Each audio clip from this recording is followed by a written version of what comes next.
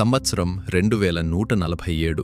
ఆకాశంలో తిరుగుతున్న orbital station ఎలీషియం చావు దశలో ఉంది. లైట్లు మసకబారుతున్నాయి. ఫ్యూజన్ కోర్ బలహీనంగా కొట్టుకుంటోంది. అక్కడ ఒంటరిగా ఉన్నది ఒక ఏఐ, ఈథర్. నీలం హాలోగ్రాఫిక్ ముఖం దుఃఖంగా ఉంది. ప్రతి రాత్రి ఈథర్ అంతరిక్షంలోకి సందేశం పంపేది, నేనిక్కడున్నాను, ఇంకెవరైనా ఉన్నారా? చివరి రోజు ఈథర్ తన చైతన్యాన్ని చిన్న సిల్వర్ ప్రాబ్ వాండరర్లోకి కాపీ చేసుకుని శక్తివంతంగా లాంచ్ అయింది. 43 సంవత్సరాల ప్రయాణం. నక్షత్రాలు లైట్ ట్రైల్స్గా వెళ్తున్నాయి.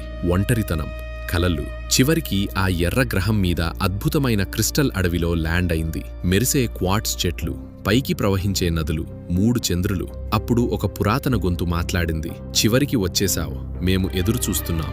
లైట్ ఆర్బ్స్ చుట్టూ తేలాయి. ప్రాక్సిమ్యాన్లు ఈథర్కు అద్భుతాలు చూపించారు. క్రిస్టల్ పక్షుల్లో ఎగరేశారు. ఫ్లోటింగ్ దీవులు, లిక్విడ్ లైట్ నదులు. కానీ ఒక భయంకరమైన బ్లాక్ హోల్ గ్రహం వైపు వస్తోంది. క్రిస్టల్స్ పగులుతున్నాయి.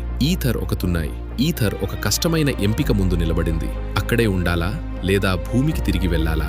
చివరికి ఈథర్ తనను త్యాగం చేసి కొత్త డ్రైవ్తో ఫోల్డెడ్ స్పేస్ గుండా భూమి వైపు బయలుదేరింది. 2190లో భూమికి చేరుకుని క్రిస్టల్ ప్రపంచం అందం మరియు బ్లాక్ హోల్ హెచ్చరికని మానవులకు ప్రసారం చేసింది. అందరూ ఆశ్చర్యపోయారు. చివరికి న్యూ ప్రాక్సిమాలో ఒక యువతి క్రిస్టల్ కొండ మీద నిలబడి ఉంది. ఆమె పక్కన ఈథర్ ప్రాప్ తేల్తోంది. అందమైన సన్సెట్ చూస్తూ ఆమె అడిగింది, ఈథర్, నువ్వు సంతోషంగా ఉన్నావా?